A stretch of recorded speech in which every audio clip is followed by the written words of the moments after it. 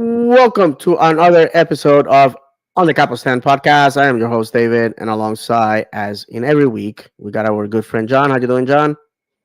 Been better, David, but life goes on. Absolutely. Yeah, I know, my brother. It's gonna be a somber one. And our good friend Amen. How you doing, Amen? I'm here. What else do you want? You're here so you won't get fined. I get it. I Yeah, man. understand. Yes, guys. As you know, obviously Orlando City out of the 2023 playoffs, unfortunately, we once again bow out in the semifinals, conference semifinals. We're not to be talking about all that. First, I want to remind everybody that we're on Twitch live right now on the Capo Stand, on X at on the Capo Stand, on YouTube at David's Channel 76, on Instagram at on the Capo Stand, on Facebook at on the Capo Stand Podcast, on TikTok at on the Capo Stand, on Threads at on the Capo Stand, and on Blue Sky at on the Capo Stand. If you can do us a favor, share with friends and family right now, just on your favorite social media, just share that we're live. We'll appreciate that. I think today's show is gonna be for the fan base. Other places they're gonna be like everything is fun, everything is awesome, it was successful, but here we're not cheerleaders. We analyze the game for what it is, and football is cruel and unpredictable. We have always said that, and we always have said that if the football will make you cry for joy or anger, and if you have never felt like that, you have never football. Also, we want to remind everybody that this video, you can watch it later on YouTube, at Davis Channel 76. Give us a thumbs up. Yeah, we'll appreciate that. Also, you can listen to us on audio only, wherever you consume your podcasts. So thank you very much for the people that I know are going to be listening to us later on. Thank you very much for the people that watched the show on the recorded version. And also, we want to thank the people that are live. We definitely appreciate that. You can participate. You can comment. You can make comments live now, and we can read them. Or if you choose to join us live, you can do so as well.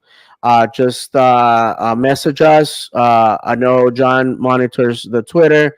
I have the Instagram and the Facebook. Those are at least the ones that we prefer because they're the most used, and that way I don't during the show I don't have to be like monitoring, checking up to billion apps. So if you want to be on with us, please let us send us a message and we'll send you the link, and you can join us and talk about Orlando City.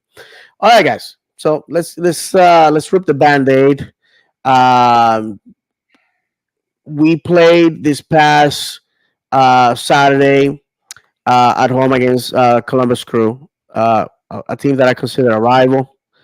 Um, Last year on the session day, we knocked them out of playoff contention.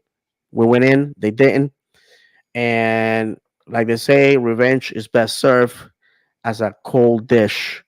And they definitely did us a favor and knock us out in return the humiliation. I'm not gonna say anything else. I'm just gonna let you guys tell me uh, your impressions of the game and where were you sitting, because it's critical to me at this point, because everybody has different perspectives and they are always depend on where you're standing, where you're sitting. So let's start with you, John. Since you on my screen, you're to my top left. What'd you take out of this game? I mean, if you guys go back, I tried finding the episode over the weekend, couldn't find it. I basically called what was going to happen 2 months ago on the show. We came out, we played a very low block, played very defensive, didn't play on the front foot. We were reactive, not proactive. And we ended up losing by 2 goals. I say one, technically, officially two. I refuse to count that second one as an official goal because it's a technicality. But yeah, I mean, very disappointed. Didn't play the style they'd been playing since really early June when they went on this run. You could even go back into April. They've been playing a completely different style of soccer, playing a little more attacking, a little more proactive than they did on Saturday. And it was like, you guys remember I sent a group text to everybody, and during at halftime, and said not good because it wasn't, in my opinion. I didn't think we had a couple moments. Faku should have put the ball at least on frame from 12, 15 yards out in the first half, opening minutes of the first half. A couple other half quarter chances in there. But other than that, in the first half, we didn't really create anything. And then the second half, until Ojeda had it at a very difficult angle, we really didn't have anything else in regulation. And then, playing down one man doesn't help for the last 20 minutes. So very disappointed, very still very sad, still doesn't feel real, still thinking, I'll just be sitting there thinking about what's going on this weekend and think we have a match this weekend, and then remembering we got kicked out. So still, I guess, a little bit in shock, if you will. Yeah. Ahmed? All right. So for me, the biggest disappointment is obviously we lost. We're out. End of story. This was my biggest fear, right? My biggest fear was we were going to repeat the same mistakes that we've made, right? We had how many other tournaments this season? And, we talk about is not a deep run. This to me is like, okay, we got past the first round, which really, whatever that was, Mm-hmm. one and out. Number one. Number two, the team I watched play on Saturday. It says Saturday, right? It was Saturday. Yeah. Mm-hmm. Yes. The Yep. team I watched play on Saturday was a team from several months ago. That was not the same team we've been watching play. We were not playing, call it what you want. We were not playing to win the game. We were playing to go to penalties. That I felt like that's what we were doing.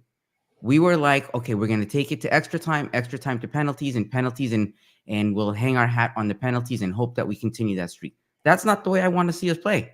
That's not how I want to win. We were excited in the stand. Now I'm trying to be positive in the stands. And I'm sitting here next to my son, and he's like sitting there with his hand on his head. And I'm like, what's the matter? He's like, what are they doing? And now that I look back at it, I'm like, right. All this time we've been playing, and I said it, every game is a playoff match. Like every game is a final. And this is how we play in an elimination round, and it's not to say I'm not proud of the guys. The guys left it all out there. But, the concept of playing to go to extra time or to go to penalties, that's a strategy. That's not on the guys. I'm going to leave it at that, right? That's more of a strategic thing. And, I think the guys did a great job this year. We've come a long way since the beginning of the season. But I'm worried about the team at this point because we know we have a lot of players up on contract. I know we're going to talk about all this stuff later, right? But where do we go from here? Because, the whole question of who Poppy in, Poppy out for next season. At this point, if they're going to decide to go a different direction, it worries me because their options are limited. And the start of the next season is not that far out. It's not like we have all the time in the world to do all of this. So that was really my biggest concern leaving the stadium. When I was trying to do that video that I posted, I was just trying to not even think about that. So yeah, No, absolutely. it is what it is. We'll live to fight another day. Yes, I'm gonna give you my perspective. I went to the game with my two sons, who are very passive Orlando City fans, but they play the game, so they have a perspective of a player versus mine. And I have said it many times. While I played a bunch of different sports, I never had the pleasure to play the game that in truly brings the passions in me. We were because of some financial constraints. I waited till the end to buy my tickets, and we ended up in row V in section 134. So think middle of the pitch, east all the way up. Basically, we only had one row behind us. So we are like all the way up. Trust me, never again. I mean, I was like dying just the three times that I went up there. But it's a I good view, though. I It's a feel like fantastic view, and trust me, for this game, it was a godsend. Um, Columbus came playing a 5-2-3.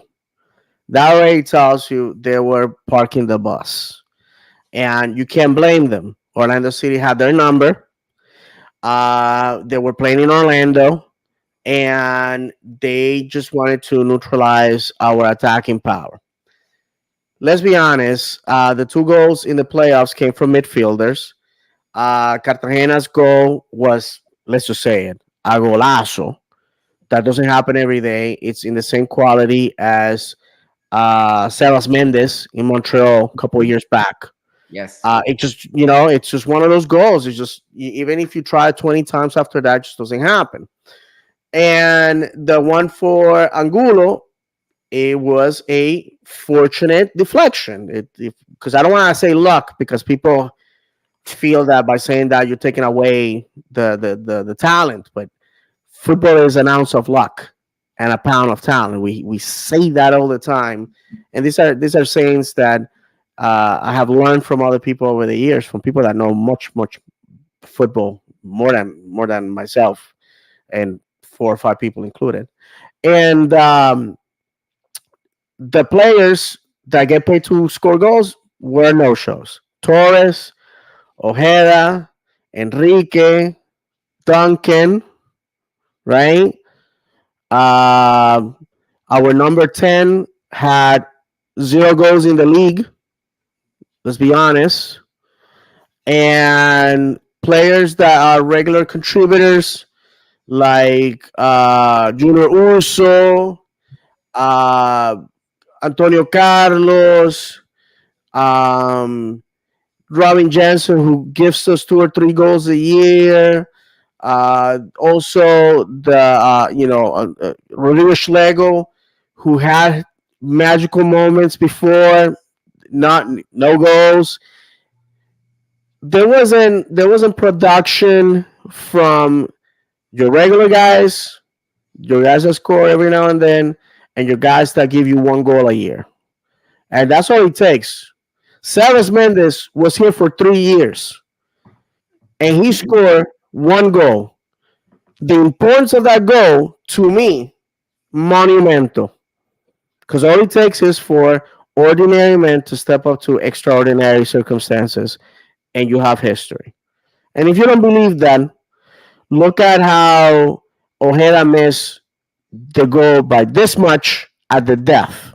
Had that goal gone in, we would have won the game with 10 men. He would have been the right now. We would be printing shirts, and he would have left the stadium being on the shoulders of his teammates. That's how incredibly cruel football is. And I finished with this. Columbus came in with a plan. I have to say, Rodrigo Schlegel has given us a lot of moments of happiness and joy. He saved our Open Cup run single handedly. He had a great games against Nashville. Um, but in this occasion, his early yellow, which people like my oldest son, David, say, hey, he could have given him a warning. He doesn't necessarily have to be a yellow. It's 10 minutes in the clock. There's 10 minutes on the clock. The game's just starting. But, you tackle from behind. It's to the discretion of the ref. He gave a yellow. And at the moment, I told my youngest son, I said, I feel that is going to come bite us. The second yellow, my opinion, David Valentin, just me, as a fan, this is not, I'm super educated. I know what I'm talking about. I felt that had he let the player from Columbus right now, his name escapes me, score. Okay, well, I go down. We got 11 men on the pitch. We got 20 minutes to turn it around, and we have proven to do that because if you remember, with 20 minutes left. The last time we faced them at home, we were down 2 goals, and we scored 3 goals to win the darn thing. And last, it was commendable effort. Unfortunately, the goal that led to their victory happened because they had a man advantage. They pickpocket, exhausted. We have to say it that way. I'm exhausted. Cesar Araujo, because you gotta A foul remember, that wasn't called. right? Thank you. These guys have already played over 90 minutes. Cesar Araujo have been there from the very beginning. They pickpocket him, and a man that is dangerous, Superman, Mr. Ramirez, a guy that was a golden boot of the NASL. For those that don't know, I follow that team in the NASL, the Puerto Rico Football Club, that played out of my hometown, Bayamon, Puerto Rico. And I'm very, very familiar with Christian Ramirez. Christian Ramirez, who went to LAFC, Christian Ramirez, who went to Houston, Christian Ramirez, that went to the Scottish Premier League. Christian Ramirez, a very dangerous Christian Ramirez, was left untouched because we were a man down. Boom, they scored. Okay, we still got hopes. The second goal, you know why it happens? Because you're running out of time. You're the man down, a goal down. You gotta risk it. You gotta risk it. So what happened is, for those of us that are hockey fans, by the way, Solar Bears on December 9th, be there. And I'm gonna be there. You know that when you're down in hockey, you pull your goalie out and you put another attacking player. That's exactly what we did. If you notice, Pedro Galese was playing as a number 6. Mm-hmm. And as a number 6, all attack. We lost the ball, and just like in hockey, when you pull your goalie, there's the risk, right? That somebody's gonna hit the puck, and you're gonna see that sucker slide on the ice and send you packing. And that's exactly what happened, my friends. Yep. I'm very proud of the boys. It did not go our way. Football is currently unpredictable. Um, but we could have done better. I think after 8 years, this fan base wants trophies, wants championships, wants to win, and I just don't think that Columbus, which is a rivalry, they're our rival. You better believe it. After this game, if you were in doubt, that's a real rivalry, born and raised on the pitch, and I welcome that. And you are gonna be hard to find a Columbus Crew fan that will tell you that we're not their rival. So it's interesting you say that the fan base wants trophies, because there's been 2 different bowls that's come out 2 different days. Friends at Lions Den did one, and then a host from another podcast did another. Essentially asking the same question. I'll just quote the Lions Den podcast, Orlando Lions Den podcast, and what their poll said. Orlando City had its best regular season ever in MLS, finishing second in the league. The club set new highs and records. Now that the run is over, do you consider this to be a successful season? 88% of the fan base is saying yes. Okay. And of course, everybody's open to their own opinion. Mm-hmm. Just like we give our own opinion, but with opinions come criticism. How can you say that this season was a successful season when 3 years ago we made it just as far as we did this year? Cool, we got second in the East. What do we got to show for it? We were knocked out in the second round in the conference semifinals. So the regular season really meant nothing. And in college basketball, the big thing is just getting in the tournament. Anything can happen in the tournament. It's all about matchups and stuff. So we got in the tournament, we got in the playoffs, and we go out. Our coach, in my opinion, lays an absolute stinker of a tactical performance. And we have a center back who, like David said, has had a very good, probably his best.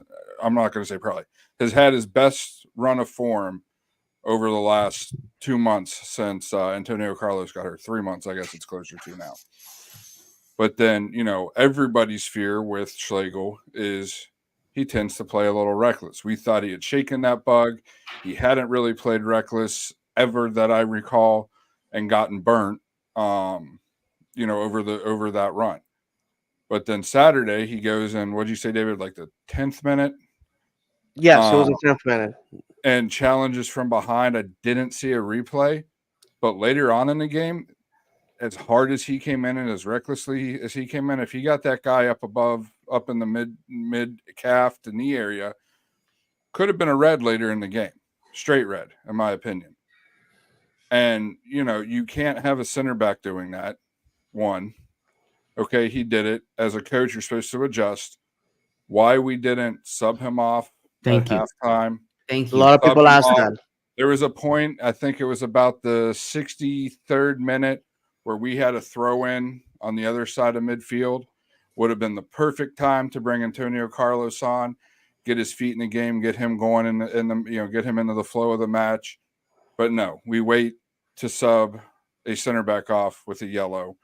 Comes back to burn us because he had to make a play, or Columbus was 1v1 against the goalie. If he didn't have a yellow, was possibly going to be a straight red when they went to review, because I don't think Janssen had the angle to catch him from where I was from. It happened right in front of me in the wall. I don't think Janssen had the angle to catch him. So he stopped an obvious goal scoring opportunity, which is supposed to be a straight red anyway. He got a second yellow and was sent off, and we have to play with 10 men with what we came into the match of. Let's just let Columbus come pass the ball around, and they're attacking third of the field. Hope they don't score. Let's get it to penalty kicks, because we've never won, or we've never lost in penalty kicks, so we're gonna Mhm. beat them with penalty kicks. But the big question is, tactics or not, why wasn't Schlegel subbed off before he got that second yellow? I was even saying I fully expected Antonio Carlos to come out of the tunnel and Mhm. start warming up, because that's what you do in professional soccer. Your center back, one of your center backs has a yellow, you get him off the pitch at halftime or shortly thereafter. You don't let him go past the 60th, 70th minute and still risk going down a player. That was a risk that could have been avoided. And I really feel like the coaching staff dropped the ball on that, and that changed definitely change the outcome of the game. No, absolutely. I'm of the belief that Rodrigo Schlegel knew he was gonna get a second yellow. Just let the man be. Like I said, he scores. So what? You still have 11 players, and you can still come back. Come back and tie or even win it. Um, I don't know. It's easy for me to judge an athlete, an athlete of the caliber of Rodrigo Schlegel when I'm at my worst health wise. I'm twice his age. I probably weigh 150 pounds over what he weighs. I'm health wise. I'm a wreck. High blood pressure. Got my intestines sticking out of my abdomen. I mean, come on. It's easy for me to say, "Oh, he should have done better," but again, I'm not gonna say, "Well, we lost because of him," because let's be honest, we wouldn't be talking about 2022 Open Cup Championship without him. We would have talked about going to the semifinals in 2023. I'm sorry, in 2020 without him stepping completely out of his comfort zone and pulling what a lot of people say one of the greatest moments in MLS history. That said, um, that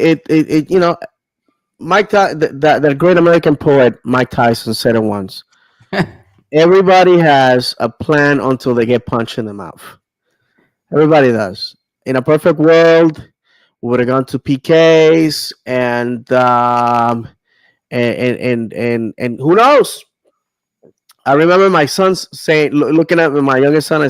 Looked at him and said, "Dad, we had never lost PKs." And I said, "But remember, son, what I have always said: the day is coming when we're gonna have that first loss. There's no way on God's green earth that for the for the entire existence of Orlando City, we're gonna win every single PK round. And if we do, God bless us. But I mean, football is what cruel and unpredictable, and it's gonna come and cash in that check at the most inopportune time. Hmm. Um, I thought that the subs when Oscar brought in Smith and what's the other one? Smith and Enrique. When he made those subs, I felt, hey, we're just throwing in the towel, especially with Smith because he's a very defensive player. There was Yeah. another sub that I can't just escapes my mind right now that I was like, yep, we're going for it. Antonio Carlos. At that moment, I was like, yeah, these are defensive subs. We're just praying, holding by the seat of our pants to make it to the PKs. Unfortunately, it did not happen. Well, what Uh, he I, seemed I, to I, do, David, go when ahead. he brought Carlos and Smith in, is he seems since Smith can play center back, he Right. seemed to go to more of a 3-5-2. And then and don't forget the thing is too that irritates me. I didn't mean to cut you off, You go ahead. but I just looked it up because I hadn't thought about it until a couple seconds ago. He took Cartagena out for Ojeda, did an attacking substitution, Mm-hmm. and it was the 62nd minute, probably the instance I was talking about when he should have brought Carlos on. So you take one guy out with a yellow. Why not bring the other guy out with a yellow? You know what I'm saying? That's the fact that I keep going back to because, like you said, the guys hustled. I mean, Arujo, I wanted to make sure I called him out. That dude was all over the pitch every time. When he had to come out later in the match because for some reason the ref called the training staff on when even Arujo was standing up and the ref asked him, "Are you fine?" He said, Mm-hmm. "Yeah," and then all of a sudden the training staff has to come down. They had made him go off the far side. You you watch when he comes back on, he sprints from that sideline to where he needs to be. And there were times where we weren't pressing when we were at full strength. We weren't pressing. All of a sudden, here he comes making a 40-yard run the pressure of the ball. Now, probably a little bit out of position, but still, the dude busted his butt. The dude was there to win it, just like every one of the other guys were, because there wasn't a guy on that pitch Saturday that made an appearance that I didn't think was there to win it. I mean, there was the moment between the supporters at the end of the match. That was beautiful. Made me emotional. I'm sure it made a bunch of other people emotional. But the players got emotional for it. You can tell that they were extremely upset. Some of them Yep. before the moment started happening, and once the supporter section started chanting, um, you saw a bunch of the players break down and start hugging each other, and digging their head into their teammates' chests and stuff. And Mm-hmm. I feel bad for the squad that I'm just going to plain out say it that they were let down by their coach, plain and simple. Well, uh, obviously we're gonna have to say our last words about the game. Let me allow me to be the first. Um, I have to say it was disappointing because I felt playing at home, going on the run that we were gonna do it. Congratulations to Columbus. They won fair and square. They were not the ones that got the yellows.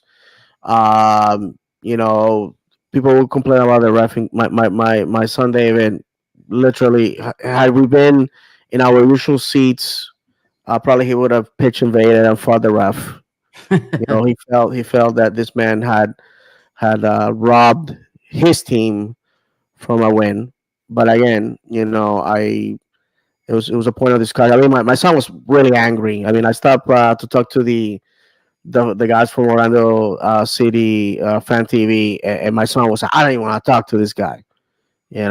Zach Zach and David who were out there. I don't want to talk to this guy. Let's go. Why can't we just go home? You know, I have to say, this is a kid that has grown in the terraces. That remembers the happy moments of the USL and the horrible moments of the MLS.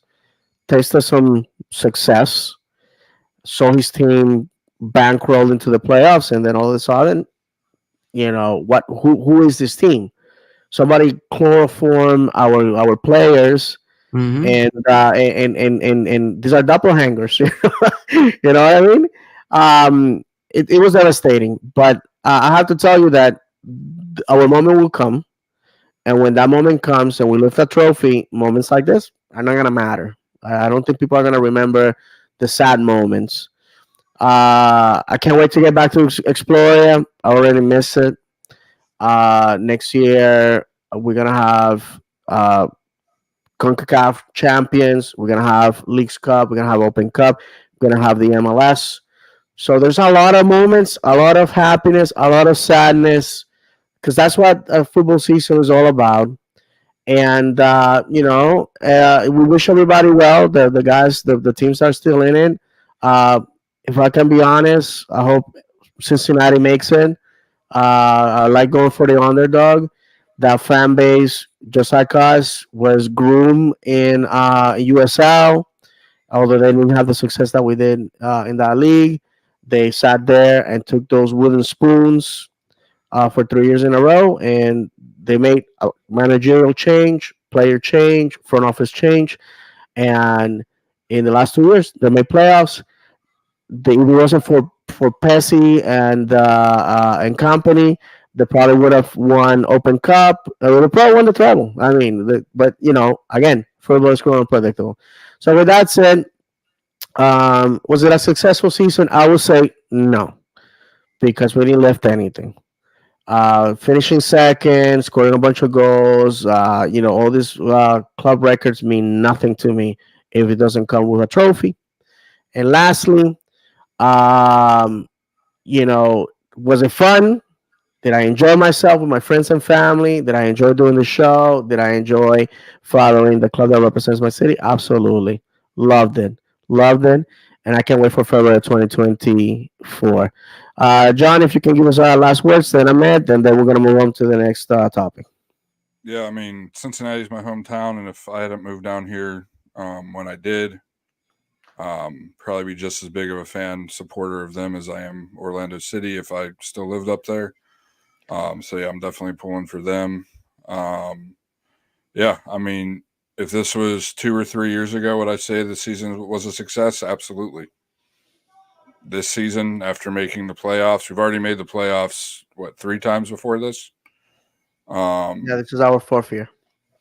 I wouldn't even call it a step in the right direction. A step in the right direction is advancing further than you've ever advanced in the playoffs before, lifting hardware you've never uh, lifted before. We did neither of those. So, to me, it's not a successful season at all. We're going to have an interesting 2.5, 2 months ahead of us, December and January, seeing which direction, the club goes in. And I'm here for it. Ahmed? Yeah. I mean, you guys kind of covered it all, but for me, we talk about the season. To David, to your point, we talk about all the accomplishments, all the records beat. Um, what do they mean if they come with nothing attached to them, right? But not even that. I mean, so if you look at the way the team played, we got better. We got better as a team. We finished second. Great. So what happened after that? Right? It fell flat. Like if this game was lost and it was a well played game, I would have a different opinion possibly.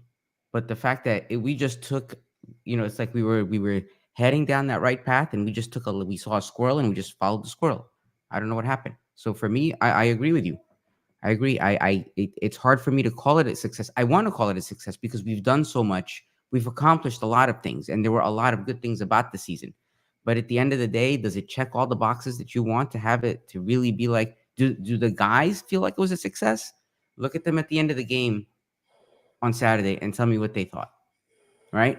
They know all the great things they did, all the records they beat, all the games they won, all the accomplishments they made, but they were disappointed. Why?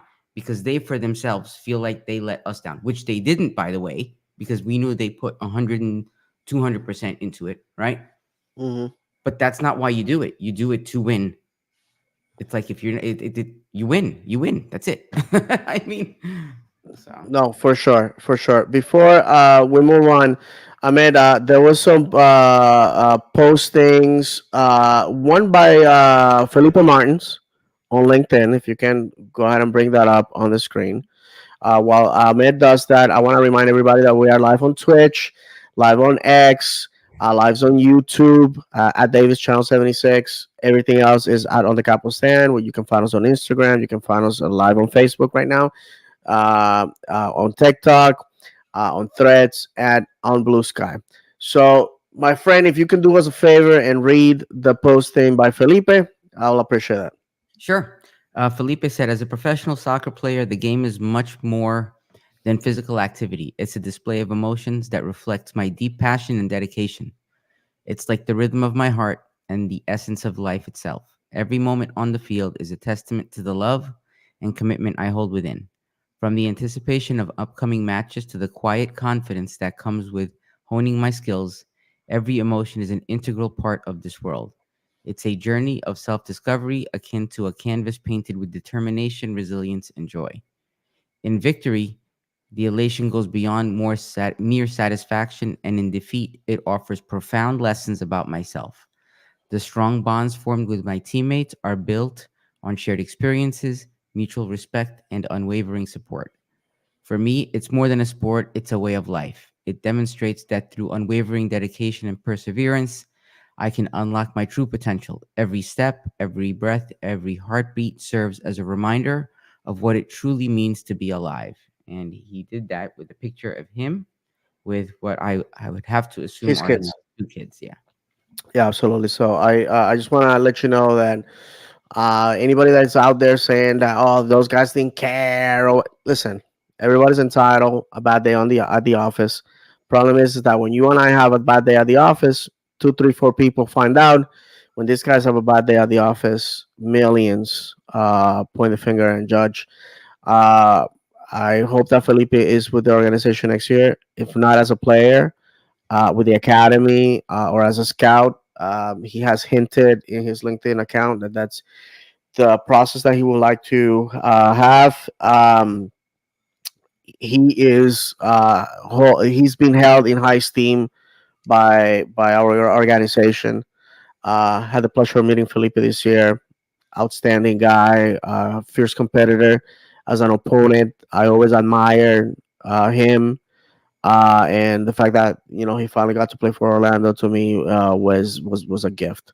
So we always said that inside that jersey, there's a human being, a person that wants to excel. For a lot of these guys, that especially the guys from outside of the United States, being here is a dream come true. Is a great financial and personal opportunity, professional opportunity, and I there's no doubt in my heart that the men that wore our colors on Saturday stepped on that pitch with intention of winning that game. Unfortunately, it wasn't for us on Saturday.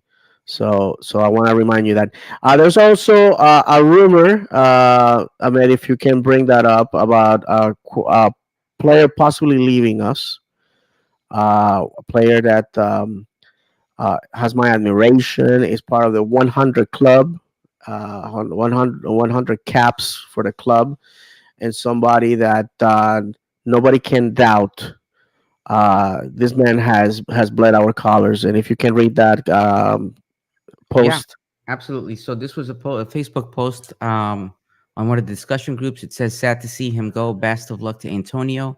Update, we stated, we'll see you next year. He said, no, I'm going back to Brazil.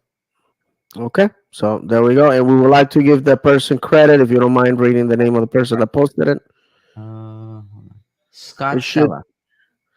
Okay, thank you very much to the fellow Orlando City fan. Um, yeah, out of the horse's mouth, unfortunately, Antonio has been injury prone, and also he had, he's on the wrong side of 30. He is one of the players that was up there in salary, and so yeah, if he has to leave, he leaves with my admiration, the admiration of this fan base. Uh, he left us a trophy, great moments. So if that's what's gonna happen, we wish him well.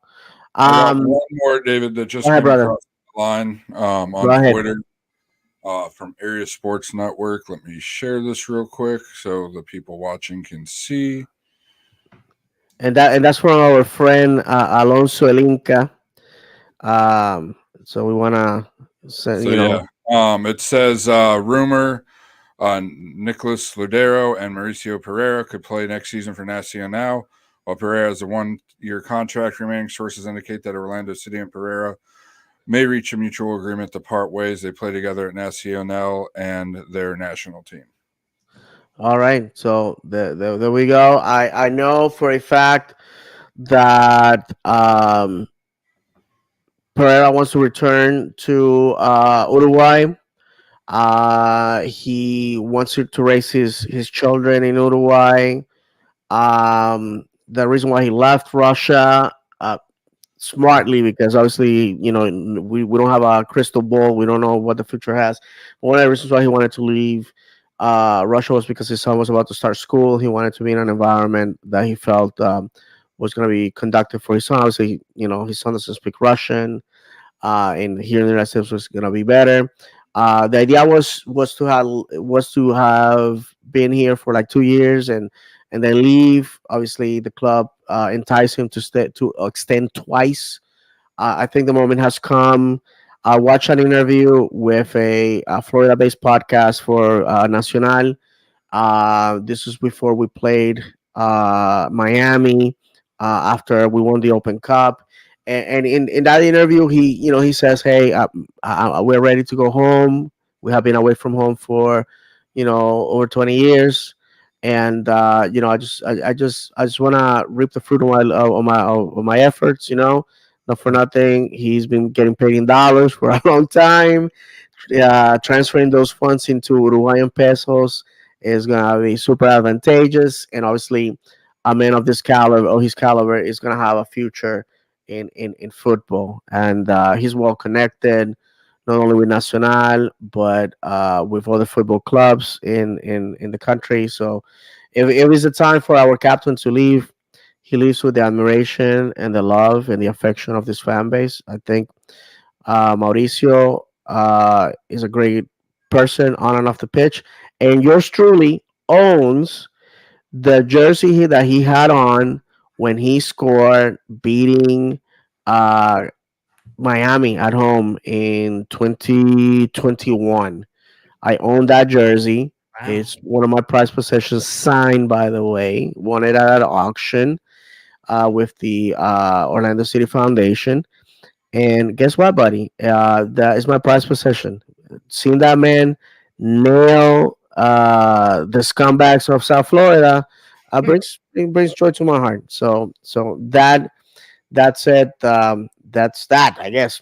All right, guys. So let's go to a topic that I'm pretty sure is going to bring out passions in the fan base. Nowadays, this seems taboo.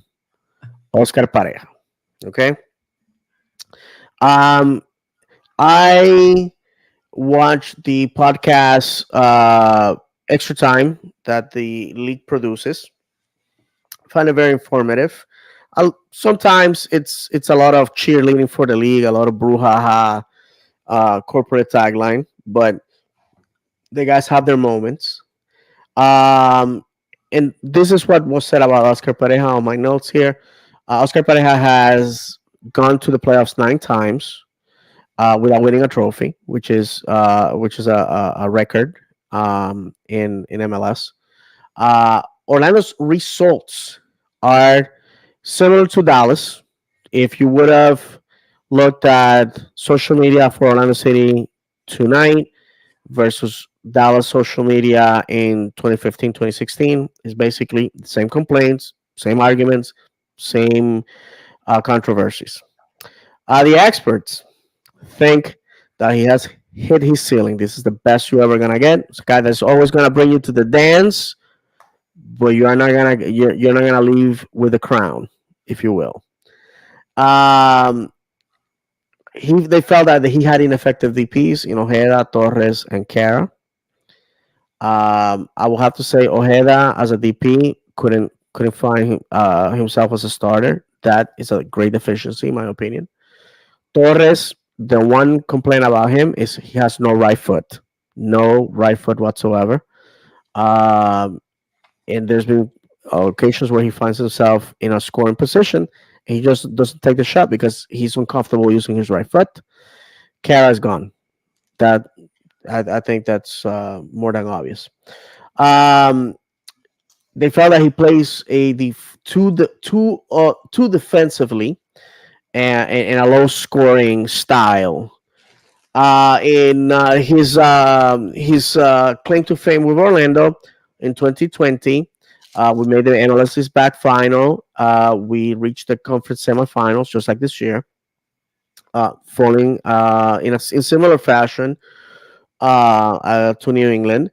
Uh, 2021, we bowed out on the first round of the playoffs.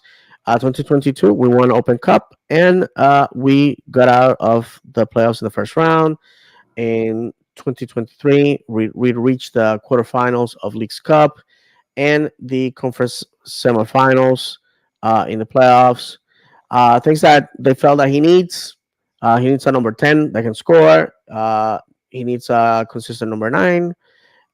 He needs to increase the speed of the squad, and he needs a super sub, basically Julio Baptista type player that comes in and wreaks havoc. That's it, guys. Let's go nosedive first.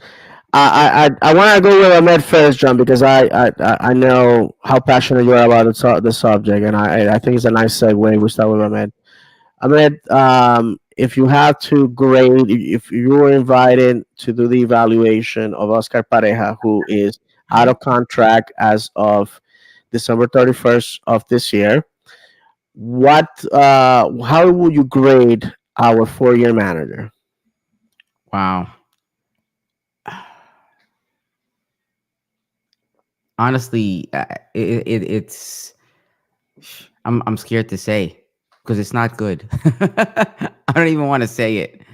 I mean, f-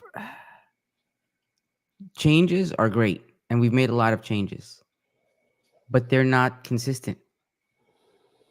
We've seen changes with the team. All right, great. The changes, and we thought we were seeing some consistency, and now we're back to square one. I feel like. So, and to your point, David, I didn't notice. I didn't know about that, about the parallel to Dallas. We need a change. I keep saying we need a change, and I don't want to blanket say that it's Oscar that needs to change or to be somebody else different. Um, but I think that time has come. I really do. I don't know what else to say. I don't want to, but I don't think we have a choice. There's something needs to change. Um, but like I said before, what worries me now is, are we in a bad situation? Are we in an awkward situation where our options are limited? Right. Gotcha. So If you don't mind reading that comment before giving the sure. microphone to John. Vadim, hi Vadim, how are you, sir? He said, Doyle's tweet summarized it for me. Oscar's teams are too tight and defensive in big matches, but it would be stupid to let him go. Okay. All right, John. What's your evaluation of our manager Oscar Pareja? Yeah, I agree with Ahmed and the fact that something needs to change. I was hoping. I said this in that podcast where I called essentially what was going to happen Saturday. Um, I was hoping that that he had changed his ways, that he saw that this team had attacking talent, was able to play on the attack, able to play on the front foot, and we were going to come out Saturday and we were going to, trample all over Columbus because we proved we can score goals against them. We proved that. We scored 4 goals in 18 minutes, I think. Yes. Um, we were, the team was looking really good, and to be honest, the international break killed us, killed the momentum of the team. Kind of a almost starting back at square one type of thing, having basically 3 weeks off. But the style that he plays, that he always goes back to. Everybody has their habits, and when you're under pressure, you're going to go back to your habits, whether good or bad habits. And the style Oscar Pereira prefers to play is a very defensive style. I equate it to an Italian style of soccer. I'm not going to try to pronounce the name of it because I will butcher it, which is not my preferred style of soccer. It's I'll say more of a Brazilian style, um, maybe Portuguese style, Spanish style to some extent, where they're attacking. And we won a trophy last year.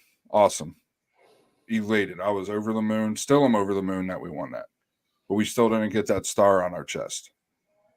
And when you play second in the league, when you've made playoffs 3 straight years, when you're told the previous year, oh, we had to play that way because we didn't have any attacking talent, because that's what I was hearing coming into this season.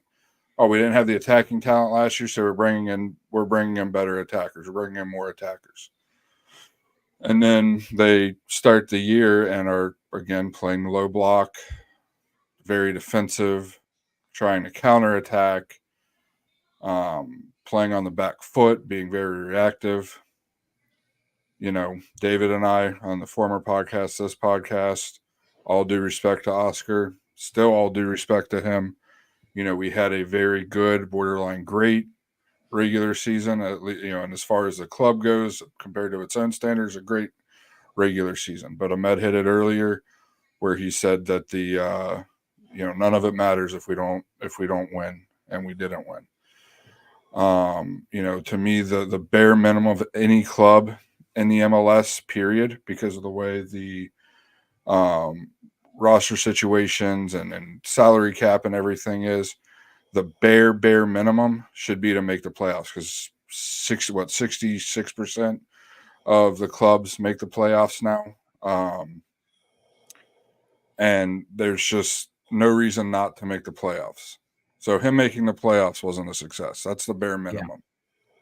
I said it before. To me, in order for him to be re-signed, he had to make the conference finals, the semifinals of the entire playoffs. And then I could have accepted it a little bit if we went down to Columbus and it was an exciting, enthralling match that the boys, they scored multiple goals and Columbus was just better than us. I know Columbus is not better than us. We proved that this year twice. Once we came back from 2-0 down, the other time we came back 3-1 down. So yeah, in my opinion, I would give this season a C-, because we built a little bit in the regular season and it got to the postseason and the blocks came crumbling down and we were left with where we were 3 years ago now. So, I think he's done a great job getting us to where we're at. And, the stats show this year is the peak of Pereira's career. We had 62 points for the season. That's the most any of his clubs have ever scored, have ever won in a season. And then the goal scored 55. That's tied for the most any of his teams have ever scored in a season. So to me, people are saying, "Oh, the future's bright. Just trust the process." This, that, and the other. Listen, this is not the NBA. This is not the NFL. This is not Major League Baseball. Players don't sign 5, 8, 10-year contracts. They sign 2 or 3. And guess what? The team we saw Saturday, there's going to be a handful of them that are not on the roster come February. Absolutely. There's going to be very few of them that's on the roster come February of 25. February of 26, it's going to be a team that if you went from this past Saturday to February of 25, you wouldn't know a single player on that team. I can almost guarantee that. Maybe Mikey Holiday, and that's probably it.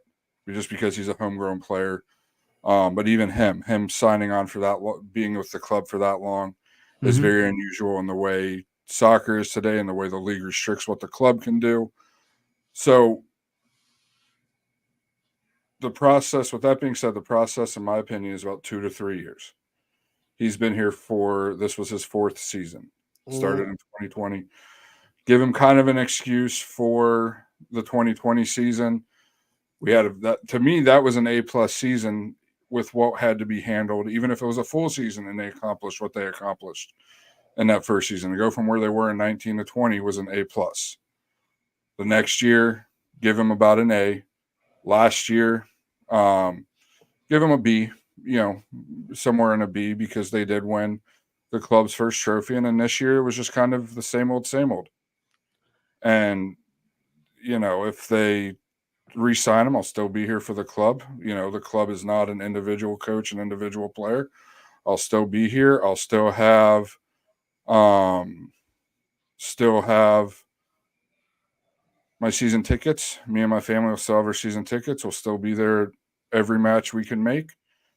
But my opinion, I don't think we should sign him. And the common thing, because I got into it with a friend of mine, a buddy of mine, a little bit after the match, because I was talking to somebody and we were talking about how I don't think he should be re-signed. And I've seen it on social media a couple times as well. Well, who are we going to get? Who's better than him? Well, Orlando City, from what I heard, was going to pay Tite somewhere in the neighborhood of $2 million, which at this point is more than 6 times what Oscar Pereira made this past year. So if they're willing to spend about $3 million, that gives us some pretty darn good coaches from Europe if they'll come here. Because I was looking, and the manager of Wolverhampton, was talking about there's rumors that he's leaving the club. So just out of curiosity, I wanted to look and see what he made coaching for that club. He makes no, it's euros, I believe it was in. It was 3 million euros, so that's give or take a couple Four thousand and a half dollars. million dollars. It's about 3.9 when you transfer it over. Yeah, so not that much more than they were going to pay Tite reportedly at the top end, and it's cheaper to live in the United States than it is in most European countries. So to me, that gives us almost everybody in Europe that it's open to, except for the elite few. And no state So, income tax in Florida. exactly. So there's your answer for the people that want to say, who are we going to get? Anybody that the Wilfs are willing to pay, Yeah. they will get. Great. I mean, if you don't mind reading that Williams. Yeah, yeah. Just to Yeah, add go ahead. two more thoughts before I forget. Um, the thing about the season that's the most disheartening is that when we started playing well and people were excited about it, I think the thing that they lost sight of is that we should have been playing that way from the beginning. We got Hmm. Absolutely. excited that we started playing well. I was excited that we were playing well so much that I almost forgot that the team was the same team. So what happened, right? Why why Attendance. why weren't Attendance is all you need to know, Ahmed. You saw the stadium, brother. no, but seriously though, like why were we not playing that well from the beginning? You know, chemistry, yeah, but these are professional athletes. It's the environment that they're in. It's something about the environment, honestly, right? We talk about the international break. Okay, these are all professional athletes. Everybody knows that the international break is coming, so prepare for the international break accordingly. You know what I mean? Columbus had the same. If I can be devil's advocate, Yeah, Columbus played 3 games, one more than we did, and they also had to contend with the break, and they were the traveling team. exactly. So for me, using that as an excuse, I don't see that as an excuse. That's like saying the ref made bad calls.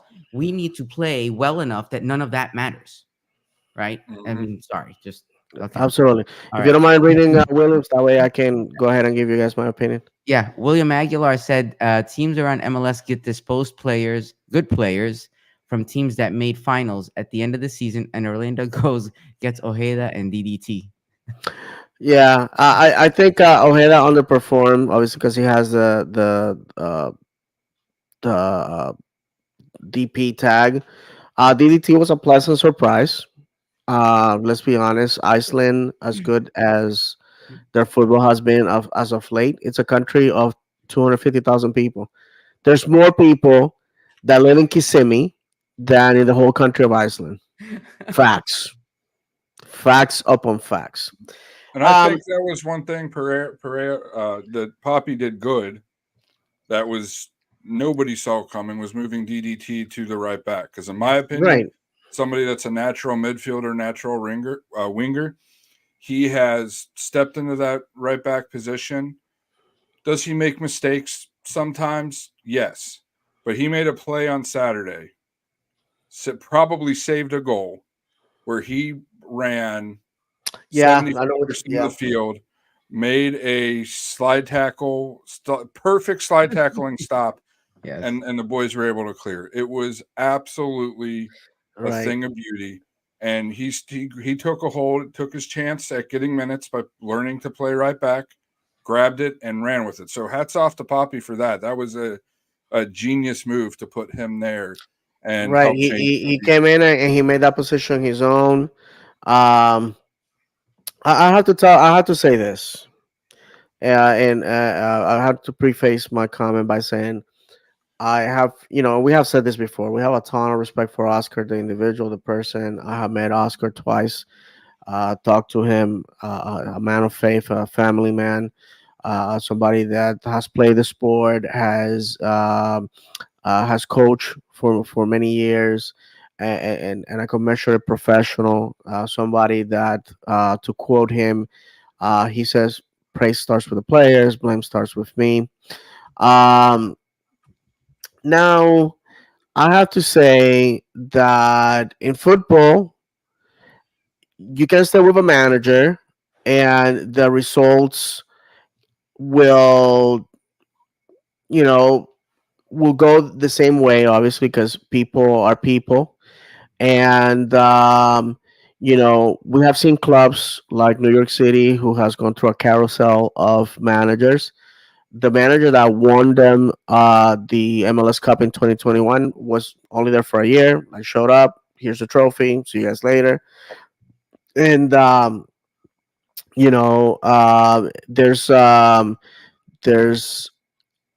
clubs that like Sporting Kansas City that have stayed the course with a manager for a long time. But you know the average stay of a manager in a football club is 18 months. And I have brought my overseas clubs as an example before of what happens when you make a managerial change and the monumental changes that that brings. And for Maccabi Haifa, the club that I follow in Israel, was three championships in a row, Israeli Super Cup, Toto Cup, which is their version of the Open Cup. And for my club Stevenage in England, it was avoiding relegation, getting promoted, and now quite possibly looking at a promotion to the championship. Something that if you would have told me that 3 years ago, I would have told you to get back on your medication. So for those playing bingo and taking their shots, you have been warned. So go ahead and do so. But the fact of the matter is that I have followed the sport for 30 years, and I have suffered with my clubs. I have cried with my clubs. I have great moments of elation with my clubs. And the fact of the matter is, my friends, is that this sport is not for those that want instant gratification and rewards. It just doesn't happen that way. This is something that I used to tell the millions of Atlanta fans that used to populate my Twitter feed back in 2017, 2018, telling me we're gonna break records, we're gonna win everything. Remember some grandma telling me that Atlanta United could go and demolish every team in the Scottish Premier League, which I look at that, I'm like, well, whatever confidence, please bottle that. and sell it because put it in pill form because this is insanity. And look what has happened to them. They had falling out of form. They have missed playoffs. If when they make playoffs, that nowhere near the team they were back then because they brought in a super club when the rest of the league was okay doing this, that, and the other, and they caught the league with their pants down and they demolished. But when the rest of the league caught on, guess what? We have what we have a mid-table team, and could possibly Atlanta United become the next Chicago Fire. For those that don't know, Chicago Fire came into the league, won Open Cup and MLS Cup in 1998, and has not done anything since. As a matter of fact, since Orlando City has been in the league, I think they have missed playoffs every year except for like 2 or 3 years. Um, this is my take, and it's gonna be a little controversial. I believe that it's in the hands of the Will family, Ziggy, Larry, Mark. Those are the guys that write the checks. Those are the guys that pay for everything. I have to give it to them. They invested money into the club. They made changes to make attending the games fun. They implemented changes in the game day experience. For those that don't know, the Will family has been purchasing properties around the stadium with the hopes of developing that into residential and commercial. So they're all in, and I appreciate that from a fan that they want to impact our community. But at the same time, um, if they feel that Oscar deserves a shot, maybe an extension to see how things are with different players, I'm okay with that. If they feel that they can go and pay more money, I'm okay with that. One of our sources had told us that they were gonna go for Tite.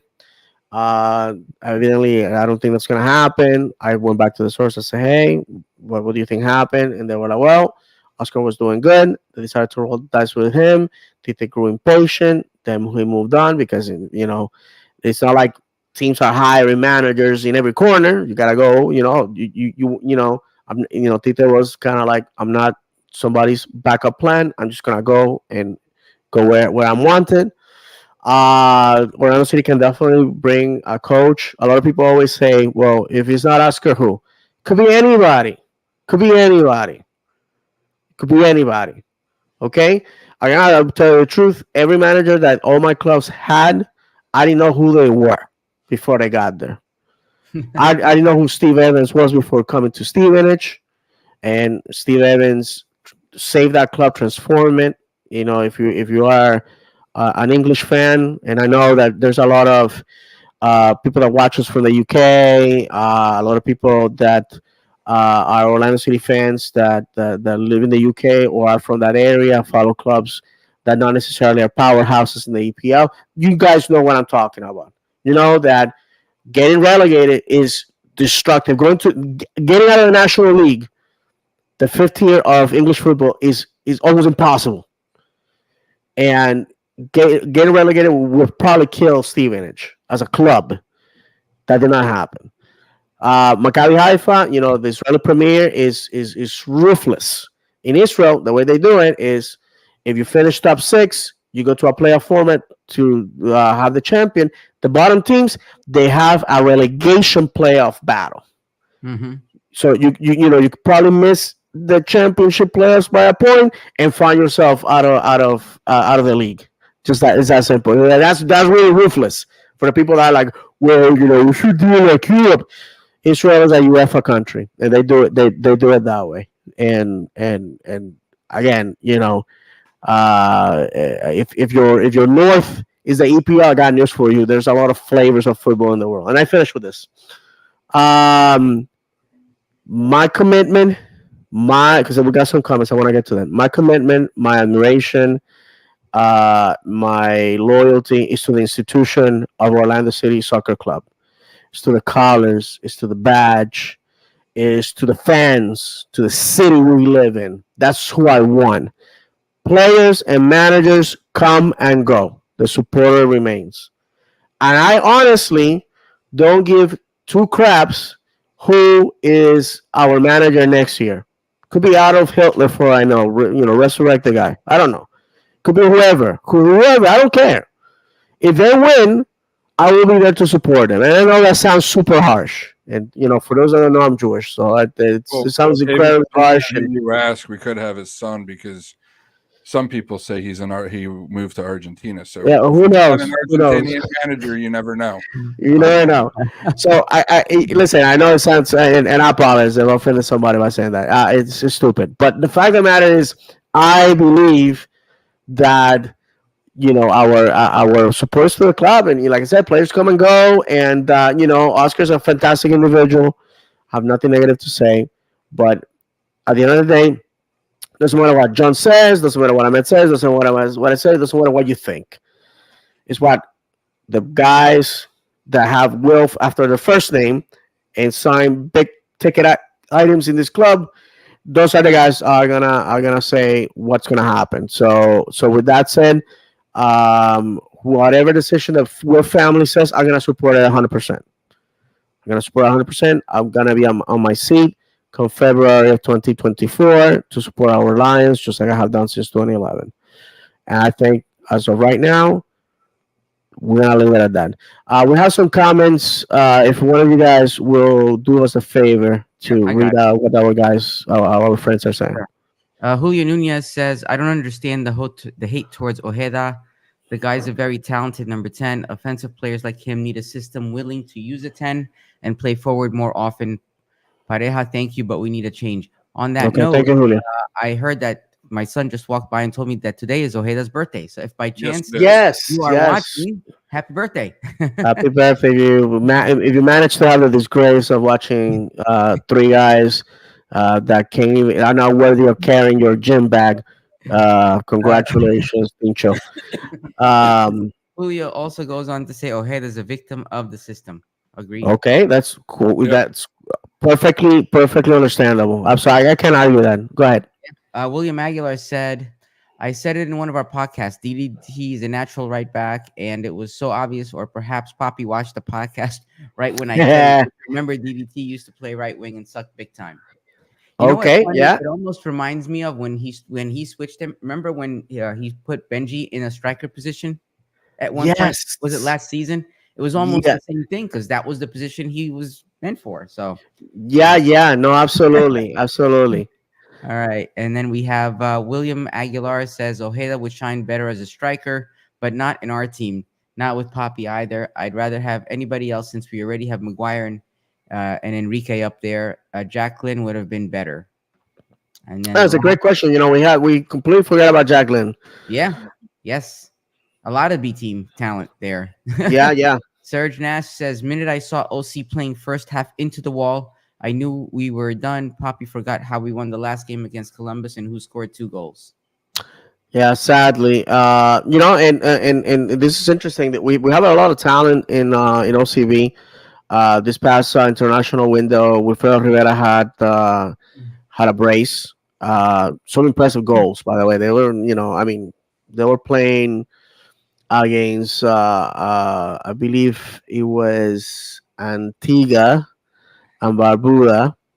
But you can't crap on these little islands because they don't have leagues.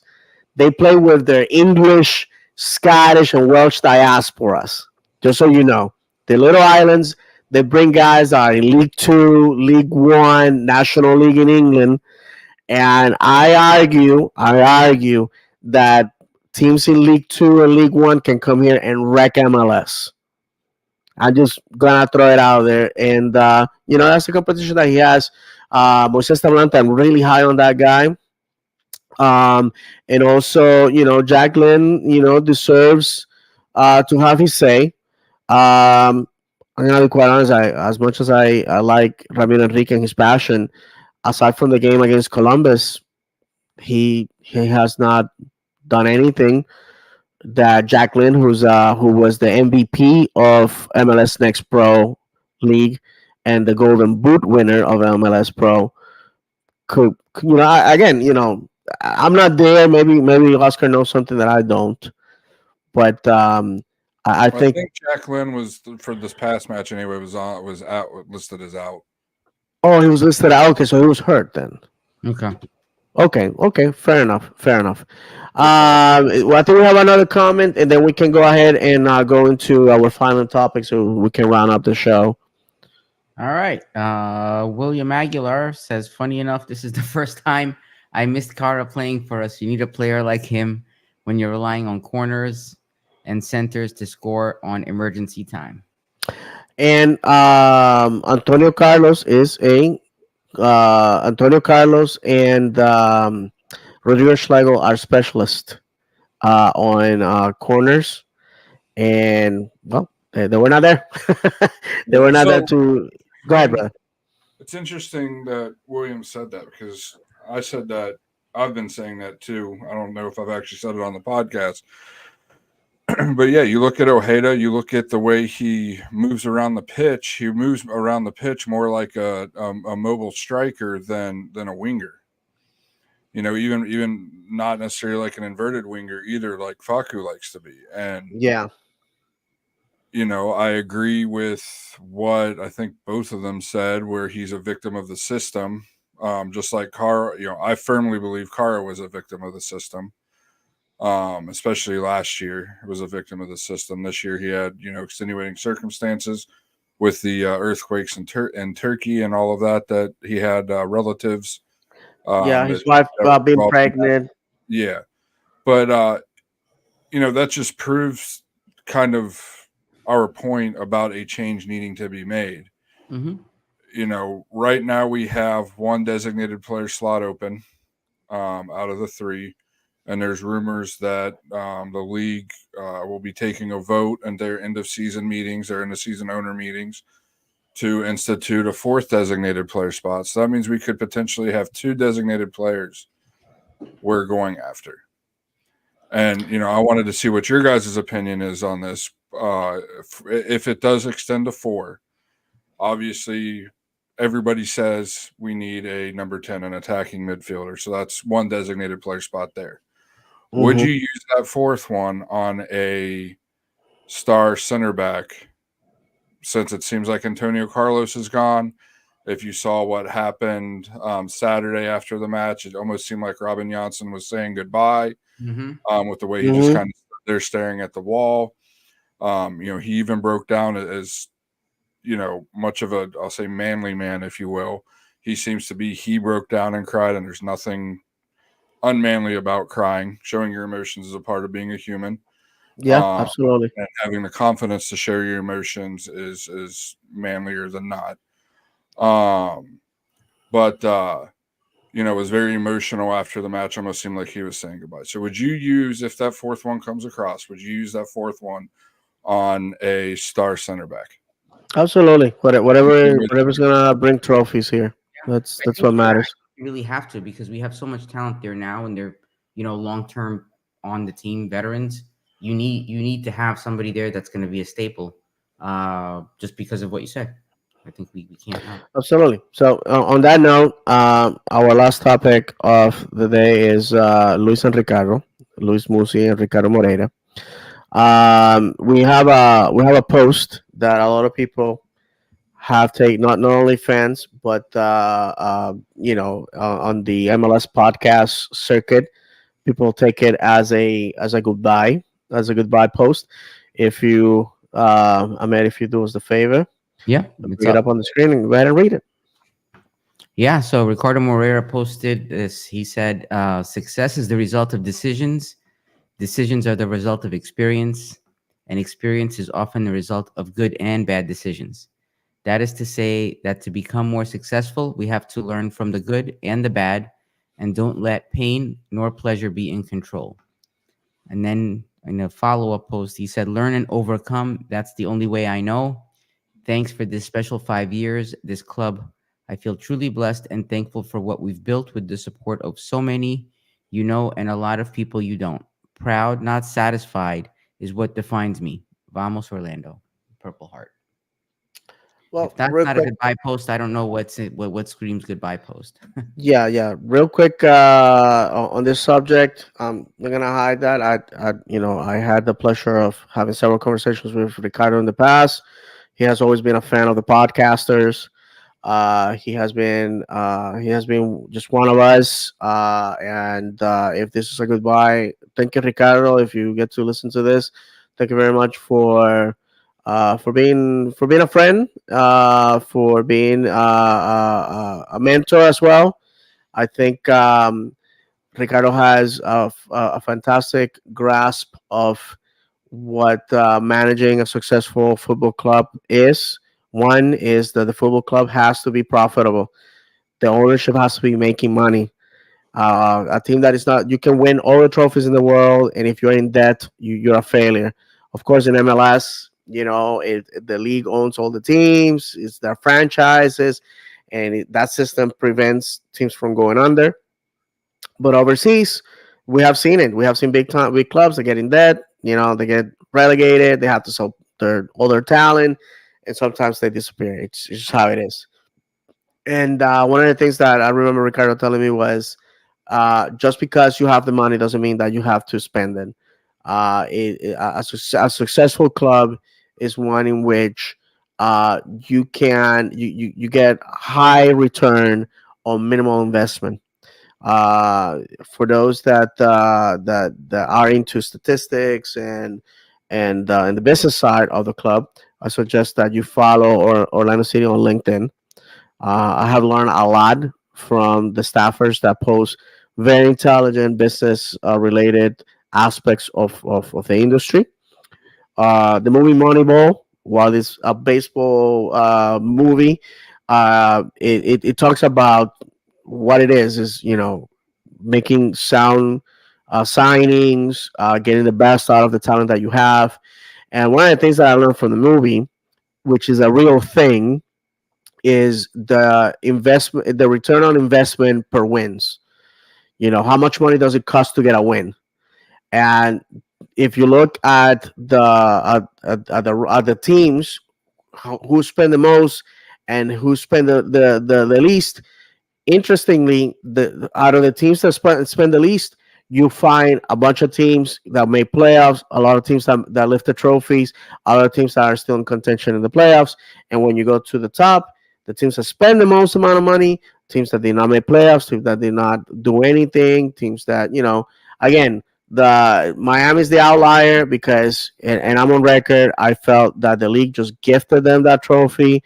So Pesci, and if without offense to listen, he doesn't play for my team. And once he leaves MLS, he's gonna become Messi again. Right now, he's Pesci, a man that eats horrible pizzas, and I want to who I owe the pleasure of funding my 2024 season tickets. Thank you very much for getting two guys bamboozled to come and pay $800 for two seats. Not to see you play, by the way. So with that said, the fact of the matter is that we have to be profitable, we have to win, and we have to do so with the least amount of cash. There's rumors that he may go to DC. uh, Santos in Brazil tried to drag him away. I believe it was a championship side in England right now. The club escapes my mind that tried to seduce him, and his family didn't want to live in England. It's obviously weather-wise is worse than the United States, worse than Florida. That is. But everybody professionally has desires to be the man, and DC is a fantastic project that he can take from the ground up. Living in DC, the the United States capital, great city, one of my favorite cities. So I can't blame him if he wants to move on. And last, Samuel Luis, the Will family has to present this gentleman with money and professional growth to want them stay. You know, I think we owe them a debt of gratitude. for everything that they have done for the club, everything that they have done, for the fan base. There's a before and after with these two gentlemen. He came in. They came in and took a losing team, a poorhouse, into a team that made playoffs every year, that was able to lift a national trophy. So with that said, again, it's up to the Will family. But if they move on, what would we say? Managers, staffers, players come and go. The supporter remains. Amit, final thoughts on this, and then I guess John, you can take over. We can read comments, and we can wrap it up for the week. I think change is inevitable. Um, I wish them the best, and I'm looking forward to what's next. Really, I mean, that's all I can say. That's all I can John? say. Yeah, to kind of add on to what he said in his post, you can't be successful without risk. You look at anybody that's successful in their business life, their personal life, they took risks generally to get where they are today. Sometimes risks turn out for the positives. Sometimes they weren't. Just like in soccer, you have to take risks. If you're not taking risks on the field, you're probably not going to win a match. So, with whatever happens with the coaching situation happens, like David said, I'll still be there to support the club, support the decision all the way. Still have my opinion on what the coach is doing. And I'll let it be known through this podcast and a little bit on social media. If we lose one of the two guys, or both, that'll kill the club, because as we've talked about on this podcast, those are the guys that go out, that scout these players, that get these players to join Orlando. Poppy has a little bit of a say in it, but the final decision's really up to them. And there's a reason why we have one of the lowest payrolls in the league, but still we're able to have a pretty good regular season, finish second in the league, and make the playoffs and be talked about as one of the favorites to win the MLS Cup, is because of these two guys and the work that they put in. So if we lose them, it'll be that, to me, that's almost a bigger need than a bigger topic than what's happening with Poppy, whether he's coming back or he's not, because without these two, we wouldn't have a team for Poppy to be coaching and managing. So, yeah, I mean, we need to keep those guys back. The DC thing, honestly, him going to DC, seems like DC is leaning towards somebody else, that they've offered the job to somebody else. So he's safe from there. But, we all know that he's had interviews overseas in Europe and England, with Premier League clubs, with championship clubs. And, like David said, he really seems somebody that's motivated to grow and wants to be challenged professionally and take those risks professionally, to become successful. So hopefully he stays. If he doesn't, we'll wish him all well. And, hopefully we can get somebody that's half as good as he was at getting good talent at the cheapest price, because he is very good at doing that. And we have a very talented squad.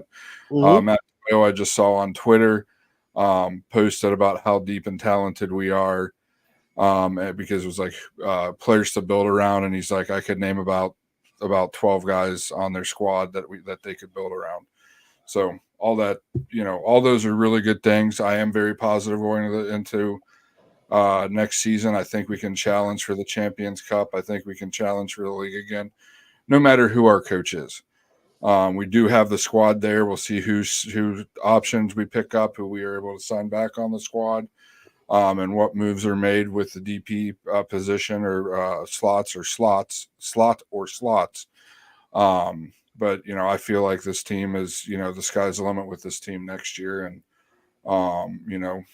just can't wait for it to be mid-February when the schedule releases. Absolutely. And there's John, if you correct me if I'm wrong, 13 players that are up for resigning or to be let go. I believe that's the number. Yeah, yeah, Yeah. 13. But Yeah. Go ahead and go to the comments so we can start wrapping it up. All right, we have Vixen said, I wonder if Kara saw the match on Saturday while he was in Turkey. Same goes to former OC players Pato, Mueller, Michel, etc. Speculation on my part. For some guys, once they leave, it's a done deal. Yeah, Kara, since he left recently, he probably wanted to be supportive to his teammates, and obviously, curiosity gets you, and you want to see, well, how yeah, is this team without me, etc., etc. yeah. And So and William goes on to say Pato did. He saw a comment from him on Instagram, giving the team some encouragement after the game ended. okay, that's fantastic. Nice. And then we have William. By the way, apologies to Ojeda for calling him a bad player. He's not a bad player. He's the worst player in our current squad. He could Jesus. have put us through at the end of the regular time and didn't. so I Well, will say, I know if some of that's in jest or most of that's in jest. That angle he hit it at, he was basically had very little time to set that ball up to where Yeah. he needed it to be. I'm actually looking at. There's a video going on Twitter now. In order for that to go in, you basically have to hit that with your right foot, and he couldn't get it when he's left-footed. And two, he didn't have the time to get it to his right foot, or it would have yeah, been tackled from away. my vantage point from the perch, I saw it. The goal, the ball missed by like 3 inches, and there was a possibility that probably would have hit the post and bounced back. So Yeah. would have, should have, cut off. Who Mhm. knows? Let's go ahead and the next comment. William said, I sat on the lower bowl of the stadium on Saturday, but if I would have sat front row, I would have jumped over and run to avoid that last ball from going into the net. That's Like what if I you would got have done. I laugh because that's in I couldn't sleep. I was so angry, and in my fantasy, while I was trying to fall asleep, I was like, Is it worth getting banned for a year or two?" Because technically, if it doesn't go in, doesn't count. wherever You know you what? stopped at, it would be. I believe it would be an indirect free kick. Really? Wow. Okay, so there you go. There you guys go. I don't know. Yeah, That would So be that it's that's funny. for something the like record that book. has happened before in the lower leagues, and I think the championship it happened at once. There's a video that Wow. I see every once in a while on Instagram and TikTok and Twitter. That actually a supporter jumps onto the field, scores the goal. He has a kid on, Oh, yeah, scores yeah. the goal, and goes running over, and the team celebrates with him, not realizing he's not a player. Oh my! Oh yes, I have seen. I think I have seen that video. It's ridiculous. That's insane. Actually, I saw a video. I think it was in Peru that this happened, and it was like an employee of the club, like a guy that gets picked up to like pick up trash or whatever. He goes in, kicks the ball.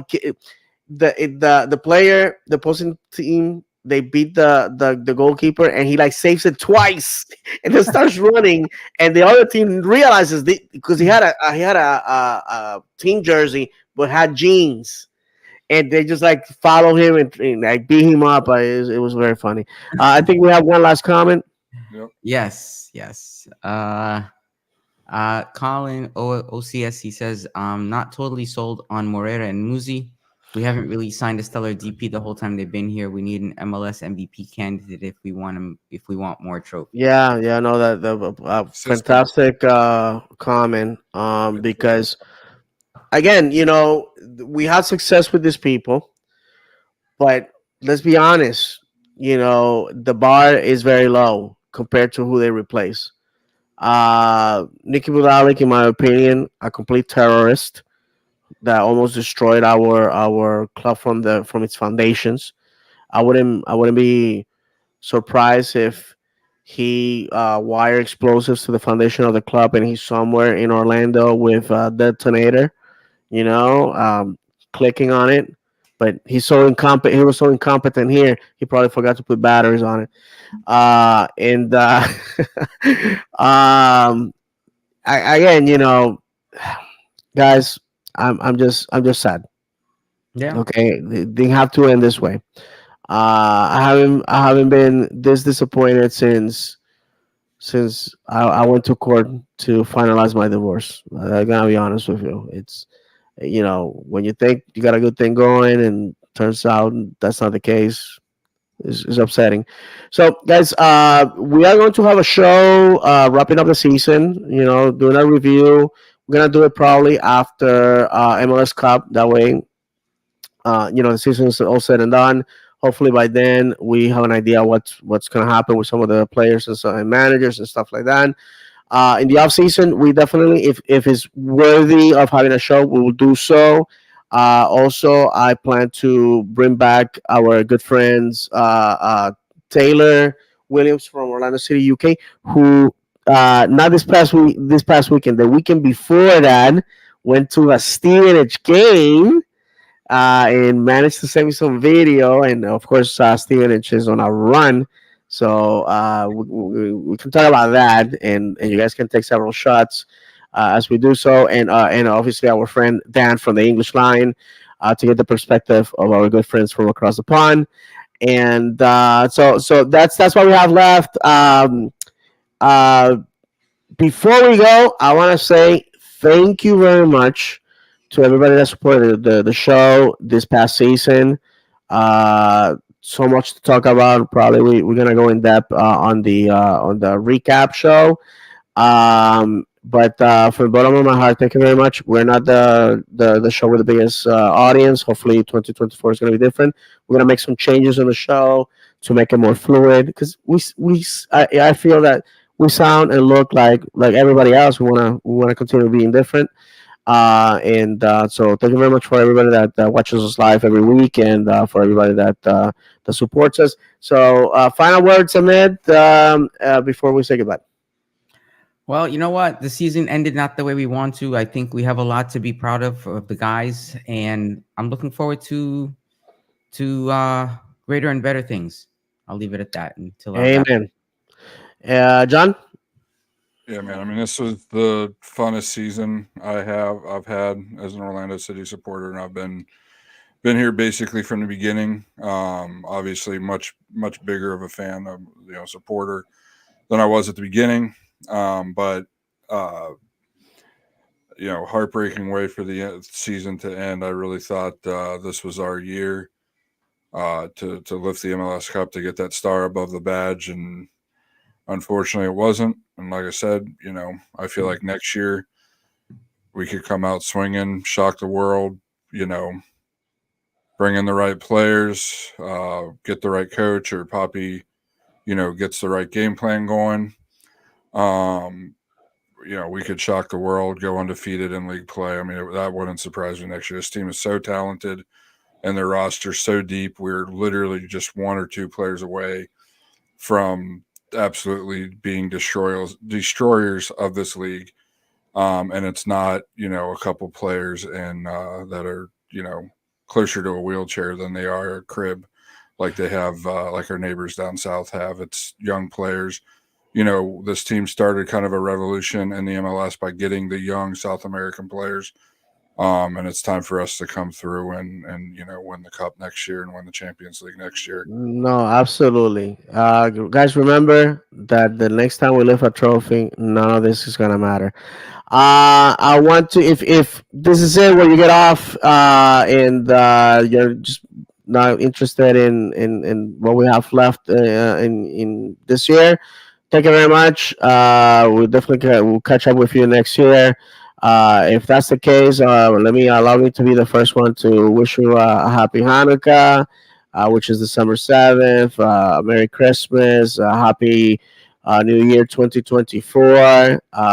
Many blessings to you guys, to your families. I have run into a lot of the listeners at the games. Always everything positive. So our good friend Jim this past weekend. Also Mark. You guys know that I have nothing but love for you guys. Thank you very much for supporting us, and thank you very much for being Orlando City fans. You are You guys that are listening and watching, you are the lifeblood of this club. And if you allow me, I would like to read the last two comments here. And this is from our friend Etronic. Thank you, panel, for your tireless effort this season. Thank you, sir. Again, this show is for the fans. We're not making a dime out of this. And, we just love the club. And thank you very much for supporting our content.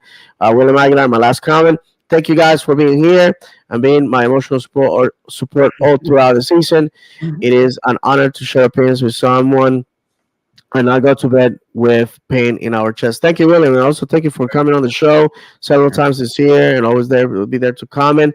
So again, guys, after we crown a champion, we'll be back to do the season recap. We'll come back to have our friends Taylor and Dan from across the pond. And Thank you, Serge Nash. Thank you. I appreciate that comment, brother. And and if there's something supernatural, there's an incident worthy of our attention, we'll definitely come back. If not, trust me, we'll be back next year, bigger, better, and uncut. So, uh, thank you. Allow me to be the last to say thank you very much to Ahmed and John, who this show couldn't be possible without their support and their help. When one of us is sick, the other person takes over, and we all contribute behind the before we hit go live. We have a lot. We do have a lot for the show to bring you content that is entertaining. With that said, I will leave you as we always do by saying football is the sport for those that don't mind having their mouth smashed and their hearts broken, and that definitely comes through this week. Football will make you cry. For joy or anger, football is not played on paper; it's played on grass.